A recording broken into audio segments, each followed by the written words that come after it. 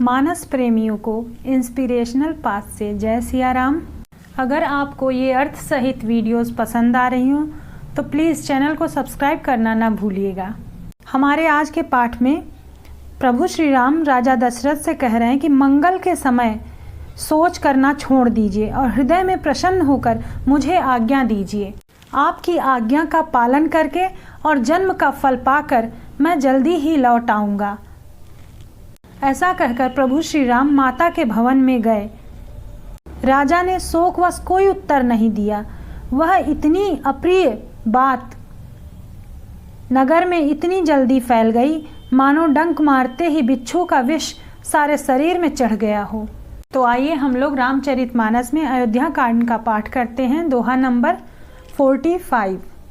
अति लघु बात लागी दुख पावा, काहू न मोहि कही प्रथम जनावा। देखी गोसाई पूछहु माता, सुनी प्रसंगु भय शीतल गाता। इस तुच्छ बात के लिए आपने इतना दुख पाया? मुझे किसी ने पहले कहकर यह बात नहीं बताई। आपको इस दशा में देखकर मैंने माता से पूछा। उनसे सारा प्रसंग सुनकर मेरे सब अंग शीतल हो गए, अर्थात मुझे बहुत प्रसन्नता हुई। राम नाम मन दीप धरु, जीह दे हरि द्वार। तुलसी भीतर बाहरिम, जो चाहसी उजियार। इस संपुट का अर्थ गोस्वामी तुलसीदास जी कहते हैं, यदि हम राम नाम रूपी मणि को अपनी जीभ द्वार की देहली पर रख लें तो उसका प्रकाश हमारे अंदर और बाहर दोनों तरफ उजाला करेगा। सीताराम सीताराम सीताराम जय सीताराम। सीताराम सीताराम सीताराम जय सीताराम। मंगल समय स्नेह बस, सोच परिहरिय तात। आयसु देई हरषिहिय, कही पुल के प्रभुगात। हे पिताजी, इस मंगल के समय स्नेहवश होकर सोच करना छोड़ दीजिए और हृदय में प्रसन्न होकर मुझे आज्ञा दीजिए। यह कहते हुए प्रभु श्री राम जी सर्वांग पुलकित हो गए। धन्य जनमु जग तीतलताशु, पितहि प्रमोदु चरित सुनि जासु।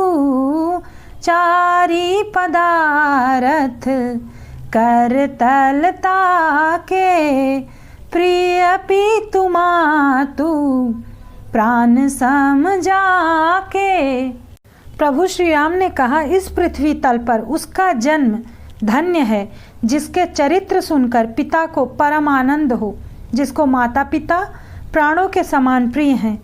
चारों पदार्थ उसकी मुट्ठी में रहते हैं।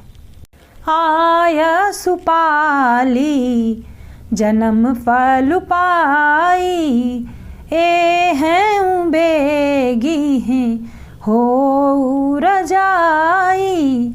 बिदा मातु सन आवऊ मांगी, चली हूँ बनही बहुरी पग लागी। आपकी आज्ञा का पालन करके और जन्म का फल पाकर मैं जल्दी ही लौट आऊँगा, अतः कृपया आज्ञा दीजिए। माता से विदा मांग आता हूँ, फिर आपको प्रणाम करके वन को चलूँगा। अस कहि राम गवन तब कीन्हा, भूप शोक बस उतरु न दीन्हा। नगर व्यापी गई बात सुती छी, छुअत चढ़ी जनु सब तन बीछी। ऐसा कहकर तब श्री रामचंद्र जी वहाँ से चल दिए। राजा ने शोकवश कोई उत्तर नहीं दिया। वह अप्रिय बात नगर भर में इतनी जल्दी फैल गई मानो डंक मारते ही बिच्छू का विष सारे शरीर में चढ़ गया हो। सुनी भय बिकल सकल नर नारी, बेली बिटप जिमी देखी दवारी, जो जह सुनाई धुनई सिर सोई, बड़ विषादु नहीं धीरज होई। राम वन को जाएंगे, इस बात को सुनकर सब स्त्री पुरुष ऐसे व्याकुल हो गए जैसे वन में आग लग गई हो, और आग को देखकर बेल और वृक्ष मुरझा जाते हैं। जो जहाँ सुनता है वह वहीं सर पीटने लगता है। बड़ा विषाद है, किसी को धीरज नहीं है।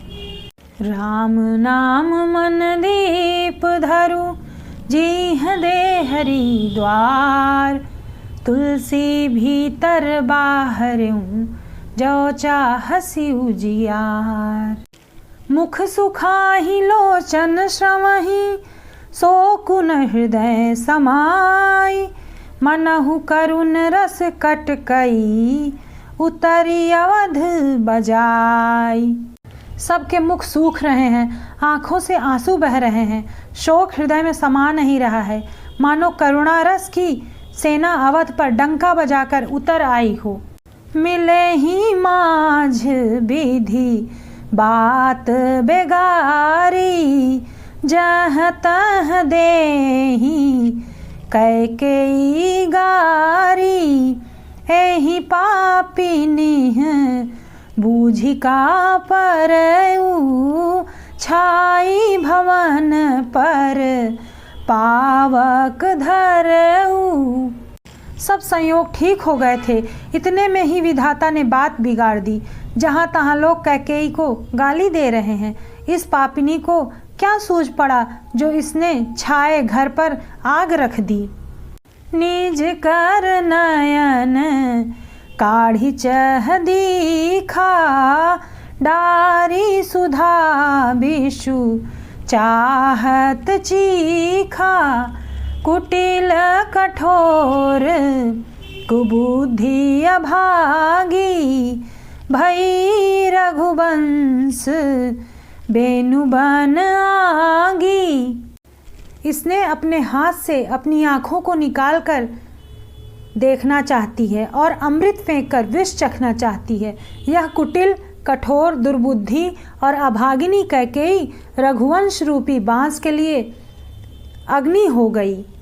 अर्थ सहित तुलसीदास कृत रामचरितमानस सुनने के लिए चैनल को सब्सक्राइब करिएगा। Thank you for watching.